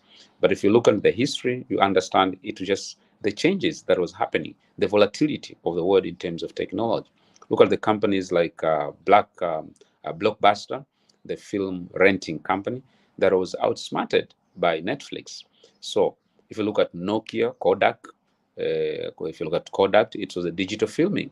So every change that is happening in whatever aspect of life, one day or another, it can also affect what we are doing right now. So if you look at the Henry Ford Motors, you understand it lost a big market share simply because the delay in terms of changing. So it doesn't matter which industry you are, whether you are in the knowledge industry, whether you're in a technological industry, whether you're in agriculture, whatever thing that you're doing, you cannot escape from the impact and experience of the vocal world in your field.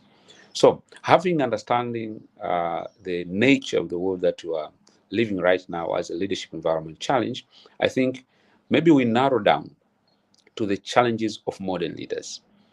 Because as we said, the world we're living right now might quite be different from the world that other people lived in the past, but also the kind of people we're working with are quite different in terms of how they're built up, how they're brought up, in terms of their character, in terms of their attitude, and everything. So what are the challenges of the modern leaders when you are leading nowadays in the current world? What are some of the challenges that we can experience? So I've picked 5 of them. One is the rapid changes that happen in the world right now. Every change will call up for also a change in either exactly what you're doing, the product you're offering, the service you're offering, or the way you're offering, or it can also mean that I need to create completely a new product. So there are rapid changes that are happening in the world right now, almost in every aspect of our life. But the 3 key areas where these changes are happening, which each and every one of us needs to pay attention. One is in terms of knowledge. The simple research by Brian Tracy said that nowadays the half-life of knowledge is 2.5 years to 3 years. That whatever we know right now, maybe after 2.5, 3 years, will either be obsolete, that means it will have no power, or it will have lost a lot of sense, because the discovery of knowledge, the speed of discovery of knowledge is very fast, and it doesn't allow us to even meditate on what we have learned yesterday before we are bombarded with a new revelation, with a new invention, with a new knowledge, new discovery, new research that have been done, and it proved a lot of things wrong or not applicable that we knew before. So one is the rapid change in terms of knowledge, but 2 is rapid change in terms of technology. We all agree that there are a lot of things that are happening now in almost every industry that are changing technology. So if you go to medical technology, we used to have open surgery, but nowadays people can have closed surgery where no one needs to be opened up, and things are happening very effectively and people are treated. So if you go to how we share things, like what we are doing today, we're in technology, we have been connected with technology. Perhaps in the past, I would need to travel maybe to be physically present somewhere. So every change in technology causes change in terms of knowledge also. So the first aspect of change, which is knowledge, is it affects technology, but also the discovery in technology will affect also the knowledge. So you need also to be updated in terms of technology, what is happening. How can I simplify? Because speed is one of the key factors in service and product delivery nowadays. But also another rapid change that we experience is test of people. Because of new discovery, just like in maybe we can give an analogy of food. Just because of the new discovery in terms of test of food, so in terms of recipe perhaps. So people tend to look for new tests of everything they're doing. So likewise in lifestyle, people are looking for new tests of the book they read, new tests of the knowledge they are offered, new test of the way things are offered to them, new test of the experience they have in service industry and everything. So all these areas where we're experiencing rapid changes are the challenges of modern leaders of our times. So to summarize, rapid change in knowledge, rapid change in technology, rapid change in tests. So as a leader, I need to be aware on how I can monitor these changes in these three areas so that I'm on time, or most importantly, ahead of time before I'm left behind. But area number two, where modern leaders are so much challenged, is talent retention. We understand that with the high level of technological change and knowledge change and availability of knowledge, especially online, with a very cheap cost, it has made people to be so much potent in terms of what they know, what they understand, the skill they can offer. Now, technology also offers new opportunities of work. So, whoever talented person I have right now, perhaps in the 2-3 months, I've groomed it, I've given him opportunity for growth and everything, but also there'll be so much opportunity for him to express and to deploy what he knows. So one of the challenges that we can have and we can face right now is talent retention. How do I retain good people in my company? How do I retain excellent people in my company? So most of the companies, most of enterprise, one of the challenges we have is perhaps we groom people and later on they go away and they use what we have trained them in other companies. So growth is part of the process, but it is frustrating when every time you have to recruit new people to help them, to mentor them, and to grow them as well. So the other thing or other challenge, number 3, is helping we call focused staff management. How can I make my staff being focused? Because we are really living in the world of a high level of distraction where the attention span of most people is very low. One of the very interesting research that was done, it was said that attention span of the golden fish right now is almost 11 to 12 seconds. But attention span of an average person right now is 9 seconds.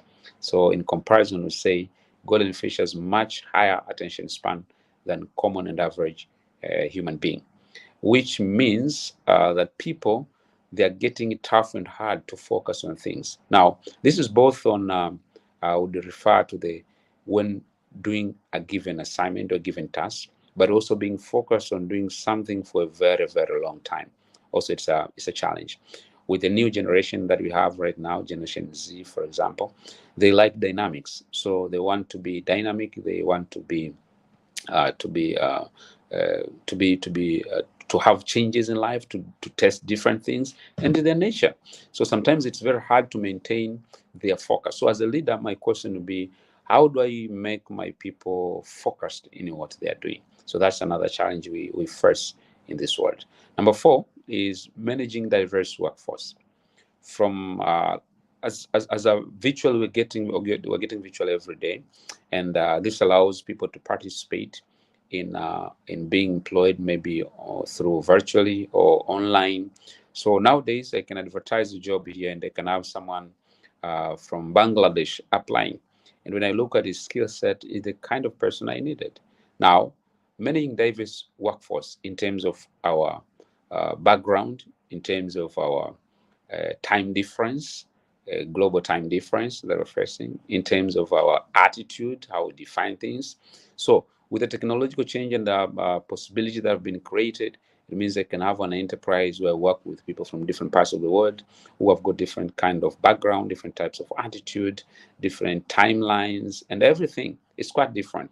So as a leader, I think one of the challenges we have in modern times is to be cultural, to have cultural comprehensive understanding, that I need to be able to be so much aware of the difference of culture aspect so that I can avoid even those what we call unconscious bias or stereotypes or such kind of things, simply because I'm not aware of the diversity that we have. So as a leader, I think that's one of the things that we have. We're working with people from different countries, different race, sometimes different professional, different upbringing. So all those things are calling for a leadership aspect of ability to manage diverse workforce. Now, this is not only between a leader and the staff or a follower. It also be between the team members that are leading. So you can have people in your team who are coming from different aspects of life and different understanding, different experience, It will real call for your understanding on how you can make them play as a team, because collection of a talent, it doesn't form a team, it forms a group. So a team is when everyone understands his role and understands his fellow staff and knows how to align with them and to produce effectiveness and efficiency in what they are doing. But number 5, another challenge we have as modern leaders would be balancing work-life integration.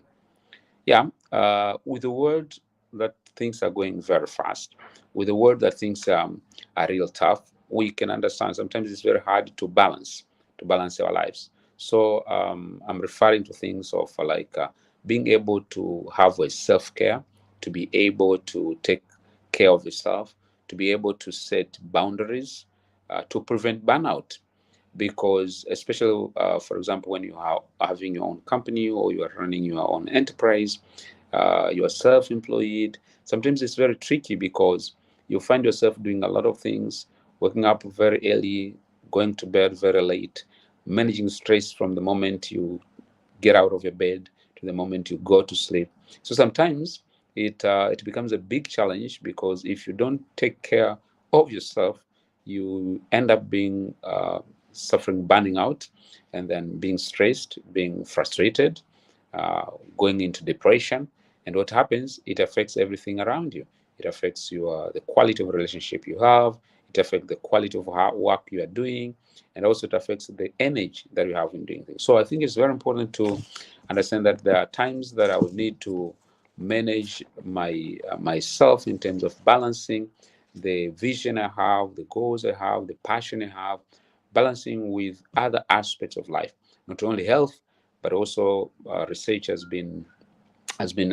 proved that most people who are working with their own enterprise, one of the areas they have in terms of impact, negative impact, is the relationship with their loved ones.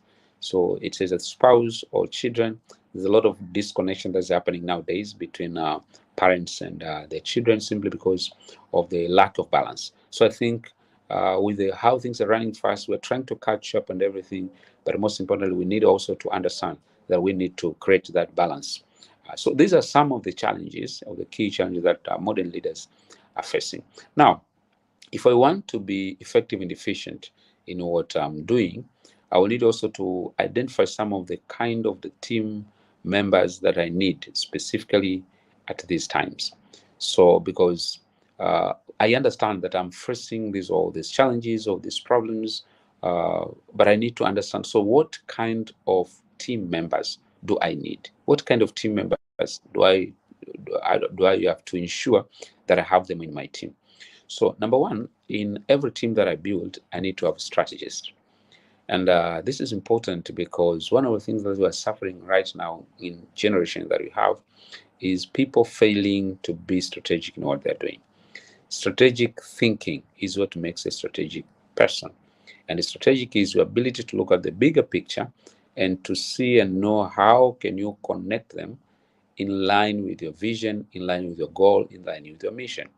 So I need to have in my team not only the people whom I can send or I can tell things to do, but people who are strategic, people who I can tell them in the next 10 years to come, I want to build a global company in terms of maybe educational content or self-help content. Now, I need to think with me, how do I get from here to where we're going? So strategic person can now think from 10 years later and bring backward connection and see what can be done today to build what you need to build tomorrow. So this is a strategist.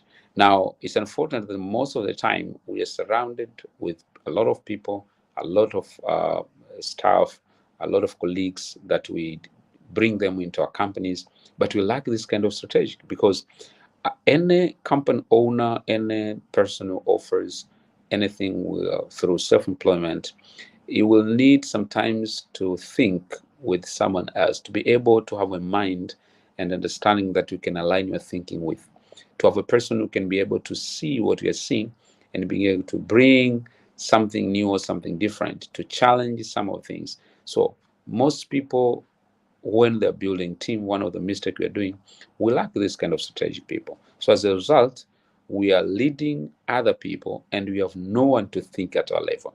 That means we have no one to see what we are seeing, and that deprives us a lot of perception and imagination in what we are doing. But number two, we need innovators, because, as I said, the world is changing rapidly in terms of knowledge, in terms of technology, in terms of test. So we need people who can go ahead of time, because someone said, if the time the new product is being brought in the market, it is the same time that you try to create your new product, you are late in terms of market strategy. Simply means innovator thinks ahead of time. He knows what goes ahead and he prepares for the future, because luck is when opportunity meets preparation. That's what we call luck. So innovators can go ahead of time. And to be able to go ahead of time, we need to research. We need to be able to research. So whether it's an online research or it's a physical research, but we need to research where the world is going. And when I use the word research, it's not necessarily academic research. It simply means being able to find out from what people think what they will need in the next 10 years, in the next 5 years, in the next 1 year. So I need to be ahead of time to understand what are the tastes and preferences that people are looking for, so that I cannot be outdated or outsmarted by people in the same industry with me. So I need people. Perhaps you are not good in that, but I think you need innovators in your circle, and you need to be able to give them time, to give them space, to be able for them to come up with new ideas. Because one of the challenge of many of the founders, I would say, is thinking like, because I innovated this company, I innovated this product, I'm the best brain. But that's not necessarily. You can be the innovator at the first idea, but someone else can come and improve the idea and make it so much outstanding. So being able to give an opportunity and the space to people to air their views, to give their ideas, to allow the areas of improvement, in fact, to be open-minded to these kind of people, innovators, because most of the time when they think their ideas, their contribution is not taken seriously, is not valued, most of these people will tend to quit and go somewhere else where they're given that opportunity. But number three, in our team members, we need to have analysts, people who can connect dots, different dots, people who can analyze the impact of price reduction, people who can analyze the impact when I'm offering bundle promotion, the impact of having a certain product, the impact of price change. So these people are analysts, so they can give you a fair analysis of exactly the action that you're about to take. So what I'm trying to communicate here is, before we tend to take a major step in whatever thing, we need to pick some brain from kind of team members who are analysts. And if you live with people, you talk with people, you can know. Even us in our circles, we have friends who are analysts. Every time you tell them something, they want to ask details. They want to ask how things will happen. They want to ask a lot of details than the one that you have never thought before. So in your team, you need to ask yourself, what kind of analyst do I have who can help me to see things perhaps which I didn't see, to understand things that I didn't understand, to have an eye on things that I did not also have an eye before. And the last kind of person you need in your team is what we call team player, or you can call him a communicator or team player, a person who holds the group together. If you look at the history of most of the big companies which have one founder, so let's say Google, let's say Apple, and such kind of companies, you understand there's a big personality difference between the two founders. One will be more into technical, more into or technological, or into the skill of building the company. The other one will be more of a communicator and the one who carries the brand. So if you go to Facebook, we all know about Mark Zuckerberg, but we don't know so much about his partner. When we were talking about Apple, we knew so much about Steve Jobs, but we didn't know so much about Steve Wozniak. So it's all like that. So in every team, we need someone who connects and binds the team together with a team player. And this can be based on their personality, or sometimes it can be based on their skill. But I need to identify such kind of a person, because most of the time they tend to be so much influential in inspiring and motivating the team, but also they can have a negative effect on demotivation of my team. So I need a team player. When every time I need to build and to hold the team together, I need someone who can be able to go ahead and share and lead. So sometimes when I want to introduce something in the company, I need to look for this kind of person who is a very good communicator, very good team player. So when he understands, he will relieve me of a big burden of ensuring that everyone in our team is on board. All right, so these are types of team members. So as I was speaking, I know there are quite other team members type that we'll need, but at least for me, I think from my experience, these kind of team members have helped me also to build what I've been able to build so far, and to be able to be relevant in the market, especially on the area of self improvement, area of writing, area of digital production, and such kind of things. So maybe you can look onto your team, and what I would have to say, if you analyze yourself, you can tell in which area you're strong. For example, are you a strategist? Are you innovator? Are you analyst? Or are you team player or communicator?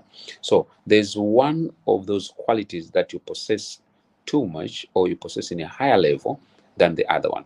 So here is the failure, where the failure comes. Most of the time, the type of people we are, we tend also to look for the same kind of the people like we are. So it has been observed, if someone is strategist, he appreciates more of strategists and will employ or engage more of strategists, and they forget every other kind of team members. And it is quite understandable, because most of the time we try to like things the way we are.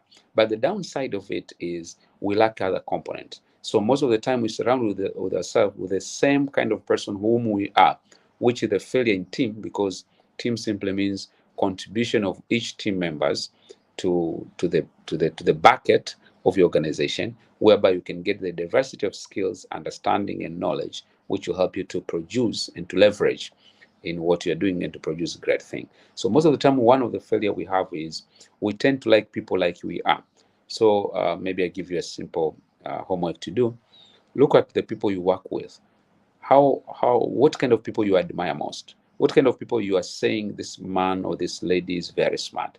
What are you looking at? If you're not careful, you will realize that the people you admire, the people you love most, the people you give priority to, the people you consider so much powerful in your organization or in your company or people you're working with, are the people who are like you, because we tend to love and like people like us.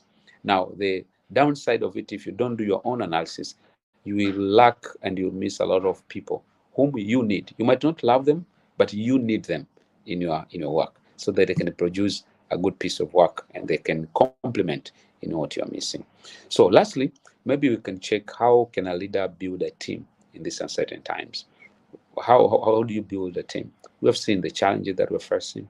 We have seen we're living in a vocal world, but how do we now build a team? So there are a few things we can do, which practically I've done them and I've seen them working. Number one, you have to offer strategic benefit to your staff. You have to offer strategic benefits to your staff.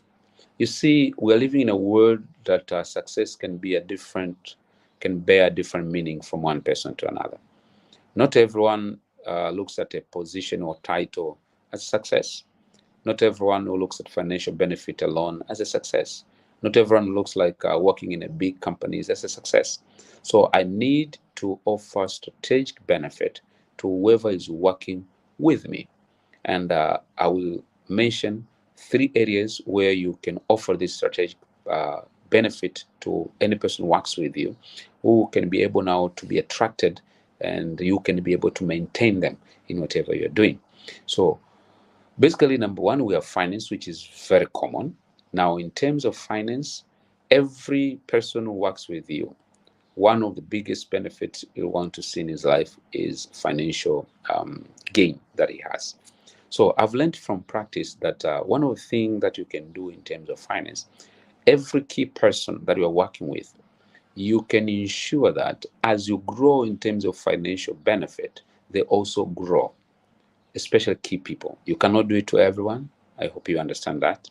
But every key person that you think you need to grow with them in whatever you're doing, you need to ensure you give them opportunity to grow financially as you grow. And this can be in a different, in a various way. One, it can be you offer a percentage in terms of revenue, because that will ensure that as you grow in terms of revenue, also the key person in your enterprise also grows with you. Some people can offer them in terms of share. Some people can give them in terms of sales percentage, that when we go to this level, then we also have an opportunity for you to, when you cross this level, maybe a target, then you also have an opportunity to do that. So taking my example, I opened my first YouTube channel in 2017. And that's when I started producing videos. I can tell you the person who opened my YouTube channel, an expert who opened my YouTube channel, I still have him even up to now. And among other factors, but one of the things I did, I gave him a percentage of my YouTube revenue. I made sure that this is what you can get. So whatever he's doing, he understands that if he produces more, he also gets more out of it. I do the same in the digital books as well. So for that, I've seen it works, especially for the best people I want to maintain in my life. And they feel like they're no longer working for me, they're working for themselves also. And they understand that the more we earn, the more they earn. And that has worked positively to me. And I'm just giving it as an idea. You can see how best you can do it. You can do it with yourself as well. So even with my physical bookshops, chains of bookshops that I've opened, I've done the same. And it has relieved me with a lot of tension and overworking, because I turn them from being staff to being managers. And then they understand that it comes also with other challenges. But I would say for me, I think it has worked perfectly well. I have more benefit than the downside of it. So number two, strategic benefit that someone can have is network and the relationship. At work, we are not only offering money. Show them that you can help them to have network. You can have relationship. So you can give them opportunity. I mean, you can expose them. You can help them to get into places where they have never thought they could be. You give them platforms of some sort. So you introduce them to people. Like the people I'm working with, some of them, I know they're not working only with me. When I meet some people who admire what I'm doing, they will ask me, how do you manage your YouTube channel? I can tell you, the person that I have right now, which I referred, and the person who deals with my digital, I've given them a lot of network and relationship that are high level. Some of these people I've connected with are higher than me in terms of their titles, in terms of their influence in the specific respective field. I've introduced them to corporate world where they're working. So working with me for them is not only that they are getting money, but they know that through me they can create new network and new relationship. And I would say you just need to be confident that if you treat people well, they'll never run from you. No matter how much opportunity you open for them, they will remain loyal to you because you're treating them well. So you can offer network, you can offer relationship, which they consider it as a valuable factor in valuable sector. Number three, strategic benefit you can offer is growth opportunity. They have to realize that working with me is not about only making me big. It's not about building on my brand. I give them growth opportunity in terms of skill. So sometimes if I find that I have an opportunity, I sponsor them for a skill training. I sponsor them maybe for a simple travel. I allow them to grow in terms of what they are doing. One of them came up and he said he wanted to open some sort of a digital company. I helped him open the digital company. So he's still a person I'm working with, but also through his digital company, he makes money through other network and a relationship that we have built, and is now owning his own small company that is running, but still he works with me. So it's a growth opportunity. 2 days, last week, I had 3 engagement that I had to undertake, actually 4 of them. And I couldn't be in 4 places at once. So what did I do? I made sure the people I've groomed with, they went and deliver. One went to do leadership training, the other one wants to do self-development training in another region. There's one I introduced him to do finance training with the members of parliament because I had more higher engagement. And these people have gone there, have delivered excellently. Now, sometimes we think when people grow, it will be a threat to us. But what I've learned is when people grow, when you give them growth opportunity, they continue being loyal to you and you continue expanding your wings as well. So give people growth opportunity. The more you give them growth opportunity as a strategic benefit, you build a very strong team. So sometimes someone have to see, working with you, where will it take him? What kind of person will become tomorrow, the day after tomorrow, next year? What kind of person will become? So the more I seize those growth opportunities, the more you'll give so much into what you're doing. So offer strategic benefit to whoever you're working with. Number two, mentor them. Mentorship. Create a very strong and well-defined mentorship program. Look at your people, examine them, see their strength, see their vision, see areas where they want to become different, and what you can do, design a mentorship program. In 7 years that I've been working digitally on a serious note, I built a very strong mentorship program with people, and mostly online. We have built leaders on different aspects of life. And these people are doing amazing in the marketplace. And this has made them to be so much proud of me, but also they're not my competitor. They're just my team members. So sometimes when I need them, they'll be available to do. And most of them, they feel like they have to pay back because of what I've done, because of what I've invested in them for such kind of for such kind of time. So in mentorship, it simply means raising people. It simply means building people. Miles Monroe said, a leader is not successful if he doesn't have a successor. So you need to build people, because the more people you build who can do what you're doing today, the more easier it becomes for you to go to a higher level. You cannot. So let's say if I have a friend or if I have a young brother whom we're living together and I buy a car and we have to go to town every day, single day. So as long as I've not taught my young brother how to drive, I will need to be the one driving towards the city center and coming back every day. But if I train him, in the time that he's driving, I can be writing notes for my next presentation. I can be making some calls to some clients. So growth of every close person to you, it simply means growth to yourself. So the more you have a lot of people mentored in the area where they can do so much good, it helps you and it pushes you upward very fast, and you become effective and efficient in what you're doing. And number three, which is the last one for this session, how can you build a good team? Can build a team in this uncertain time? Delegate. Learn to delegate. I think we have what we call founders syndrome. Founders syndrome is when most of the founders believe that there is no person who can do job or can take that assignment better than him or than her.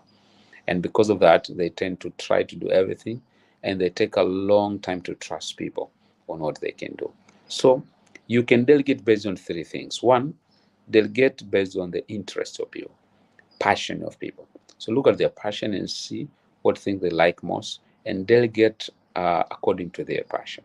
Number two, you can delegate based on their skill, because someone can have a passion but he doesn't have a skill. So if I see this task and it's a very skilled person, I will now allow them to undertake that task based on the skill set. Number three, I can delegate based on experience. How much experience does someone have? And then I can be able to delegate that thing to them. So as you delegate, what happens is you are giving people opportunity to error. You're giving opportunity to do mistakes, which helps them now to be able to correct themselves. But also the most important thing is delegation. You allow people to build confidence in what they are doing. So start small, grow up your delegation, and help people to be fit, to be confident and powerful in what they're doing. If you do the three things, you offer strategic benefit in the area of finance, network, and growth opportunity. If you mentor people, if you delegate to people, I believe you'll be able to build a very strong team that can help any leader in these uncertain times. So thank you so much, and I would like to return the session to the moderator.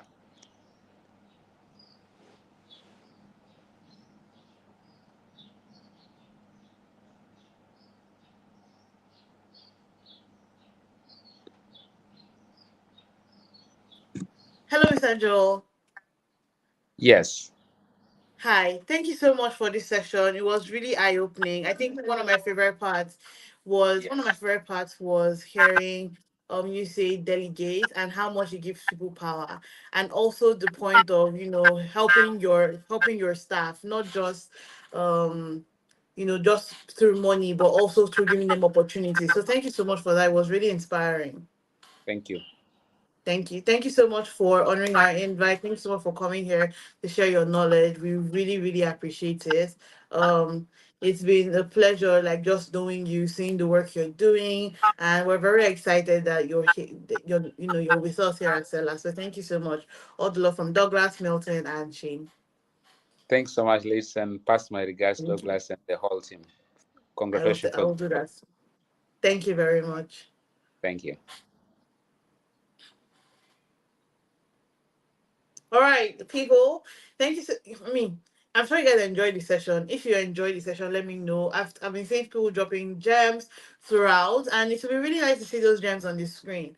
People have been dropping, gems from what he's been saying, and I hope you guys were listening because, as I said, today's giveaway is going to be you have to summarize the entire session.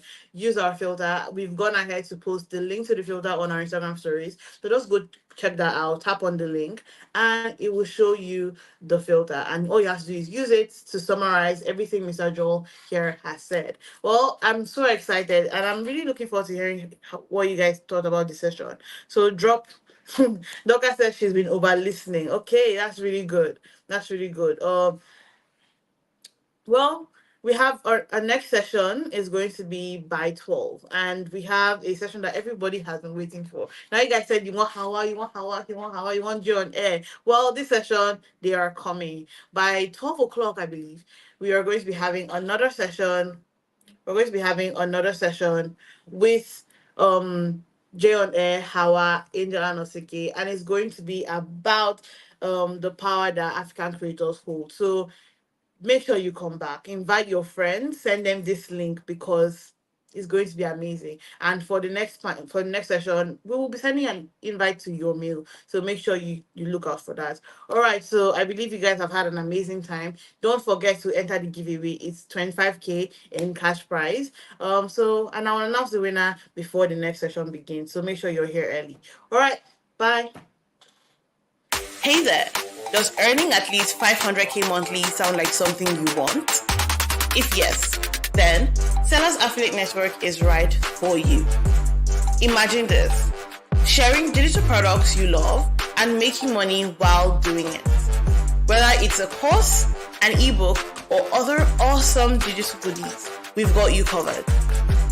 And the best part, you're in control. No complicated rules, just great products and those sweet commissions coming your way. Ready to boost your income this year? Join the Seller Affiliate Network and let's get started. Head on to affiliate.seller.co to learn more. Hey creator, come here. No, I mean, come closer. Why are you managing chaos? You're hosting your course on Google Drive, using another platform to build your sales page, and a totally different platform to receive payments. And guess what? Sometimes you can't even receive payment from your international customers. Why are you trying to manage chaos? Or don't you like your peace of mind? With Seller, you can manage the whole process of selling your digital products from one place. From hosting your ebooks and courses, receiving payments, managing your customers' data, automated follow-up for abandoned transactions, and even building beautiful sales pages. Don't you like your peace of mind? Life is hard enough. Allow us to take care of a few things, Stop managing chaos and start using Seller today. Hosting your ebooks on Seller is very easy. Let's show you how. Step 1. Create a free Seller account. Step 2. Select ebooks. Step 3. Input the necessary information. Step 4. Get your product link and start selling. Get started for free on seller.co. Hey Siri, how do I make money as a digital creator? How can I make money from my creativity? What's the best course hosting platform in Africa? To do that, you'll need to be online. All right, I'm online. What's next?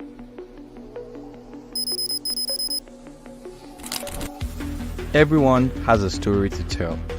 The difference is in how we tell them. As a creator, you tell your stories with the content you create.